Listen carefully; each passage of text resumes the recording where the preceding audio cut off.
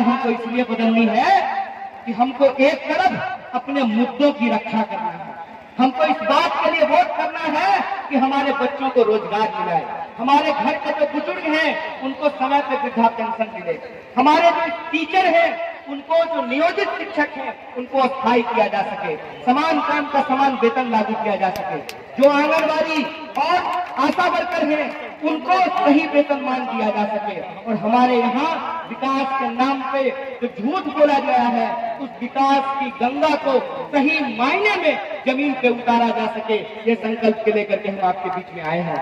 और दूसरी सबसे बड़ी चुनौती ये है कि आपने देखा है कि चुनाव हो जाता है, वोट दे देते हैं, बाद में पता ही नहीं चलता है कि नेता चुन करके भेजे थे कौन छाप से, स्टेज पर बैठ गया है कौन छाप। ऐसा होता है नहीं होता है? आप लोग टीवी में देखते होंगे, अभी राजस्थान में आप देख रहे थे ना, 1 महीना तक कांग्रेस अपने विधायक को रिजॉर्ट में रखे हुए था और भाजपा अपने विधायक को रिजॉर्ट में रखे हुए था, पता नहीं कौन कौन चला जाएगा विधायक। तो ये बात हमको गंभीरता से समझनी होगी कि सिर्फ अपने मुद्दे पे वोट नहीं करना है, ऐसे व्यक्ति को भी वोट करना है जो कम से कम जीतने के बाद रिजॉर्ट नहीं खेलेगा। बोलिए राम नारायण जी रिजॉर्ट खेलेंगे? ये व्यक्ति पे आपको लगता है कि रिजॉर्ट खेलेगा? अगर रिजॉर्ट खेलना होता इस इंसान को तो ये हाई स्कूल की नौकरी छोड़ करके लाल परचम अपने हाथ में नहीं थामे होते। कम से कम इतना भरोसा आप तमाम लोगों को है कि इस देश में जो वामपंथी पार्टियां हैं वो बिकाऊ नहीं है, उसके नेता को कोई खरीद नहीं सकता है। अगर ऐसा होता तो आपको नहीं लगता है कि जो गृह मंत्री है सोचता होगा कि हम विद्यार्थी लोग को भी पटा लें, किसी दिन 5 स्टार में खाना खिला दें और सवाल पूछना बंद कर दे। तो हमने उनको कहा कि साहब गरीब घर में जरूर पैदा हुए हैं लेकिन बेईमान के घर में नहीं पैदा हुआ है। आप आयरलैंड खरीद लीजिए, आप द्वीप खरीद लीजिए, आप चंद्रमा पे जमीन खरीद लीजिए, लेकिन हम इस बिहार की मिट्टी में पैदा हुए हैं जहां कर्पूरी ठाकुर पैदा हुए हैं। हमारा ईमान बिकाऊ नहीं है, इस बात को याद रखिएगा। हम उस मिट्टी में पैदा हुए हैं जिस मिट्टी में भगवान बुद्ध को बुद्धत्व की प्राप्ति हुई थी। हम उस मिट्टी में पैदा हुए हैं जहां गुरु गोविंद सिंह का जन्म हुआ है। हम उस मिट्टी में पैदा हुए हैं जहां स्वामी सहजानंद सरस्वती पैदा हुए हैं। हम उस मिट्टी में पैदा हुए हैं जहां बाबू वीर कुंवर सिंह पैदा हुए हैं। हम उस मिट्टी में पैदा हुए हैं जहां बत्तख मियां और पीर अली पैदा हुए हैं। बिहार वो धरती है जब जब इस देश को कुर्बानी की जरूरत पड़ी है, बिहारियों ने आगे बढ़ करके फांसी के फंदे को हंसते हंसते छुआ है। और आज अपनी आजादी को बचाने के लिए, अपने आईन की रक्षा करने के लिए, अपने संविधान को बचाने के लिए, और वो बच्चे देखिए पेड़ पे जो बैठे हुए हैं, वो बच्चे जो पेड़ पे बैठे हुए हैं उनके भविष्य की सुरक्षा के लिए आपको मतदान करना होगा। बोलिए 3 तारीख को सरकार बदलने के लिए वोट कीजिएगा कि नहीं कीजिएगा?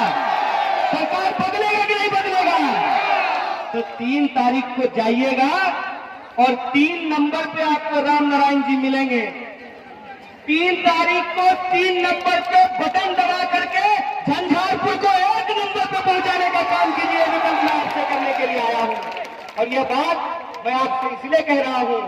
देखिए बूंद बूंद घड़ा भरता भी है और बूंद बूंद घड़ा खाली भी होता है। इसीलिए जैसे एक एक ईंट को जोड़ने से घर बनता है, वैसे ही एक एक विधायक को जिताने से बहुमत बनता है। इसीलिए मन में कोई धड़ी धोखा नहीं, कोई धड़ी धोखा नहीं। सामने एकदम आर पार की लड़ाई है। इस तरफ हम खड़े हैं जो बिहार को बदलना चाहते हैं, उस तरफ वो खड़े हैं जो बिहार को 30 साल पीछे धकेलना चाहते हैं। और हमको पूरा भरोसा है कि परिवर्तन संसार का नियम है, परिवर्तन होगा। और परिवर्तन करना इसलिए जरूरी है, यहाँ बुजुर्ग माता बैठी हुई है, रोटी बनवे घड़ी पलटे पड़े आ नहीं पलटवे तो जड़ जेते। 15 साल हो गए पलट देनी चाहिए। तुम्हारा आशीर्वाद है ना, बस पलट देना है। इस बार पलट देना है, सरकार बदल देना है। यही संकल्प लेकर के हम आपके पास आए हैं। और आखिरी गुजारिश के साथ, देखिए जोश बहुत बढ़िया होता है, जोश बहुत अच्छी चीज है, लेकिन अरे हम बेगूसराय ठेठ मैथिली बोले हो। बेगूसराय का लोग शुद्ध मैथिली नहीं बोलता है, हम लोग ठेठ मैथिली बोलते हैं। तो मधुबनी की धरती पे आकर के ठेठ मैथिली बोलेंगे तो मैथिली भाषा का अपमान हो गया। अब मोदी जी हम हैं नहीं कि कागज में लिख करके जो है अहाँ सबको गोर लागे छी, है कि नहीं। हम ठेठ मैथिली बोलते हैं, आप लोग शुद्ध मैथिली बोलते हैं।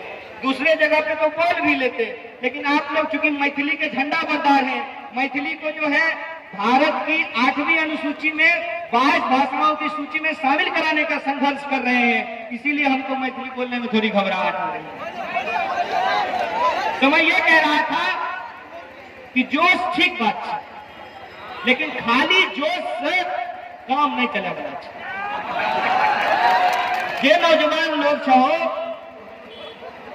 फोटो खिंचाबो बड़ बढ़िया, फेसबुक लाइव करो बड़ बढ़िया, मोटरसाइकिल पर इनकलाब जिंदाबाद बड़ बढ़िया, लेकिन ये हवा अगर एटीएम मशीन तक नहीं पहुंचले तब मामला गड़बड़ाएगा।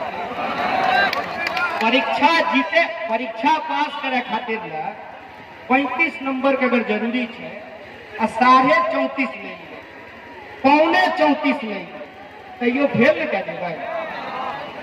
अपन चुनाव केना होइ छै, एक वोट से हार और एक वोट से जीत।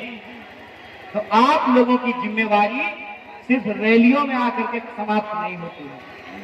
आपकी जिम्मेवारी ये है कि आप मतदाता तो है ही, आपको बिहार बदलने की इस जन आंदोलन में कार्यकर्ता भी बनना पड़ेगा। बनिए, बनेगा कि नहीं बनेंगे। जैसे त्योहार होता है ना, जना पबनी हो मैयो एकदम होना ही तैयार हो जोर के छौड़ा सब कहे बेसी दूर अगर पूछ है मोटरसाइकिल पर बैठा के चल। पहला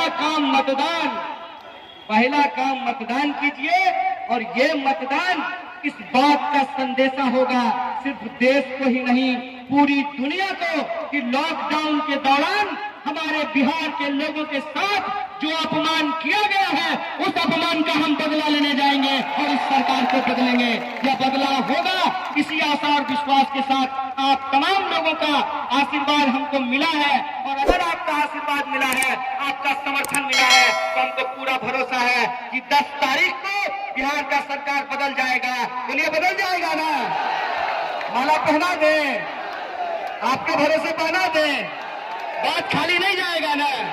ठीक है, तो आपकी तरफ से हम राम नारायण जी को माला पहना रहे हैं और हाथ जोड़ करके हम सब लोग विनती करे छो एक मान रखबे, अपन इलाका का मान रखबे और गरीब का बेटा विधानसभा पहुंचेबे। बहुत बहुत धन्यवाद, बहुत बहुत शुक्रिया।